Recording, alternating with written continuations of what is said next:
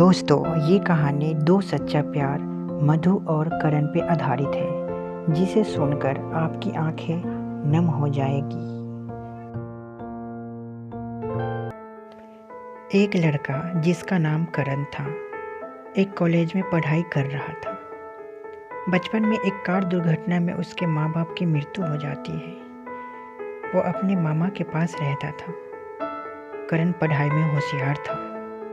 लड़का middle class परिवार से आता था, साथ ही पढ़ाई में दिमाग से भी बहुत तेज था, जिसके कारण उसके सभी टीचर उसे बहुत पसंद करते थे। उन सब का मानना था कि एक दिन यह लड़का अपने जीवन में कुछ अच्छा जरूर करेगा। कुछ समय बाद ठीक वही हुआ। फाइनल परीक्षा में वो अपनी यूनिवर्सिटी में प्रथम स्थान प्राप्त करता है, जिससे उसे बहुत शाबाशी मिलती है। कॉलेज के पढ़ाई के दिनों में ही करण को एक लड़की से प्यार हो जाता है, जिसका नाम मधु था। मधु एक अमीर घर से थी, इसलिए करण अपनी हैसियत देख उससे कभी प्यार का इजहार नहीं कर पाता था। लेकिन जब मधु को मालूम पड़ता है कि करण मुझसे बहुत प्यार करता है, तो वो खुद उससे प्यार का इजहार कर देती है।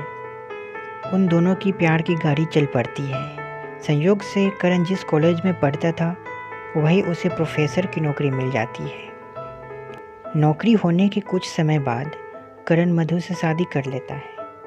उन दोनों का दाम्पत्य जीवन बहुत अच्छा बीत रहा था। करण को लिखने का बहुत शौक था। हमेशा वो हर ज़रूरी बातें अपनी डायरी में लिखा करता था।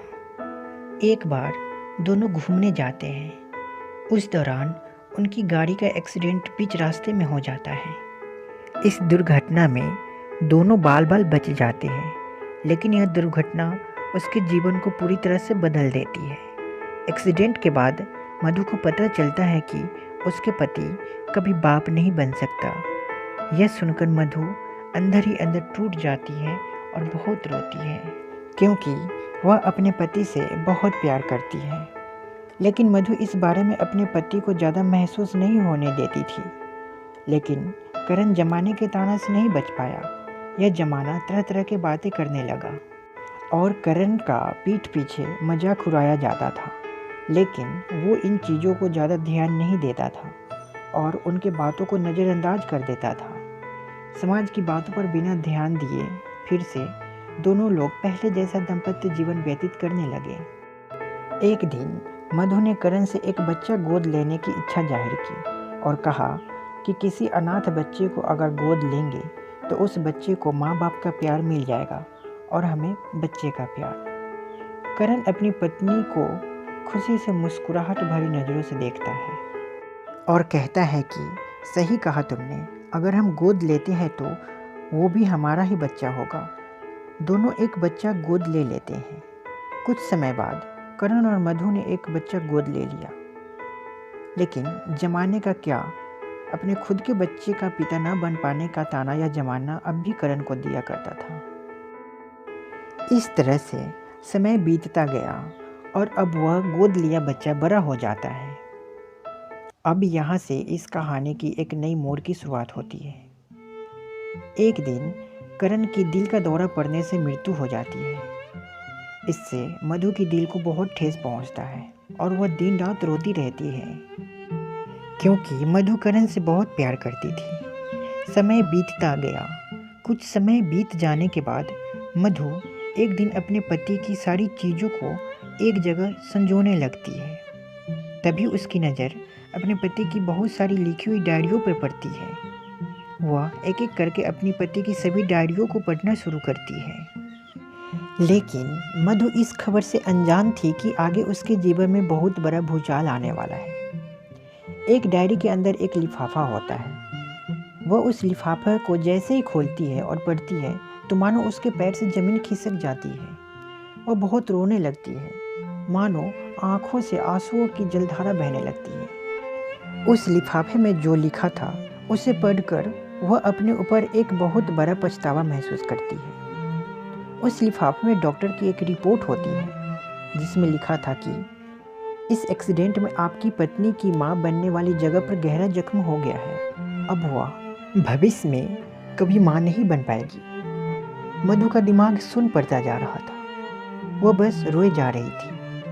अब अपना दुखड़ा सुनाए भी तो किसे सुनाए। फिर वह डायरी के अगले लिखे हुए पन्ने को पढ़ती है, जिसमें दुर्घटना वाले दिन के बारे में लिखा है। उसमें करण लिखता है कि जैसे ही इस बात को मैं जाना तो मैंने डॉक्टर से हाथ जोड़कर विनती करते हुए कहा कि इस बारे में मेरी पत्नी से कुछ नहीं कहे, बल्कि यह कहे कि मैं कभी बाप नहीं बन सकता और इस दुर्घटना से मैं नपुंसक बन गया हूँ, क्योंकि वो इस बात को बर्दाश्त नहीं कर पाएगी और यह जमाना उसे बाँझ कह कह कर उसका जीना मुश्किल कर देगा, जो कि मुझसे कभी बर्दाश्त नहीं होगा। और जमाना उसके पीठ पीछे तरह तरह की बातें करता रहेगा हमेशा, जो कि मैं सहन नहीं कर पाऊँगा। इसलिए आपसे गुजारिश है कि आप सारे दोष मुझ पर डाल दें। मैं अपने ऊपर हर बातें बर्दाश्त कर लूँगा। अगर आप उसे असलियत बताएंगे तो वे अंदर से टूट जाएगी और मैं उसे खोना नहीं चाहता, क्योंकि मैं उससे बेइंतहा प्यार करता हूँ। वह आखिर में डायरियों के आखिर के पेज को पढ़ती है, जिसे अलग से करण ने लिखा था, जिसमें लिखा होता है, प्रिय, एक न एक दिन तुम्हें मेरी लिखी हुई सारी डायरी मिलेगी। तुम इसे जला देना। मैं नहीं चाहता कि तुम्हें अपने और उस दुर्घटना के बारे में कभी जानो, क्योंकि इससे तुम्हें धक्का लगेगा और मैं तुम्हें कभी दुखी नहीं देख सकता। तुम्हारे चेहरे पर हमेशा मुस्कुराहट अच्छी लगती है, जिसे मैं पहली बार देखकर तुम्हें दिल दे बैठा था।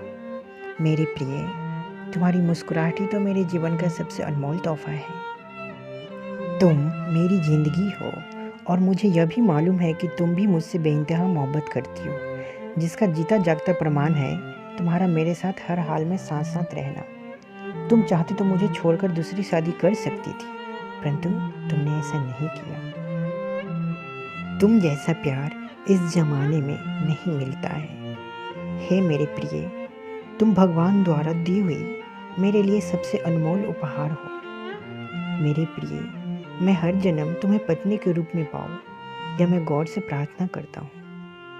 आज तुम मुझसे एक वादा करो कि कभी इस बात का जिक्र किसी से नहीं करोगी और ना कभी अपने आप को दोषी मानोगी। मधु की आंखों से आंसू बहे जा रहे थे। वह सोच रही थी, मेरे लिए इतना बड़ा बलिदान। मैं बहुत भाग्यशाली हूँ कि मुझे करण के रूप में सच्चा प्यार मिला, लेकिन मैं उतनी ही दुखी भी हूँ क्योंकि अब वह प्यार मेरे पास नहीं है।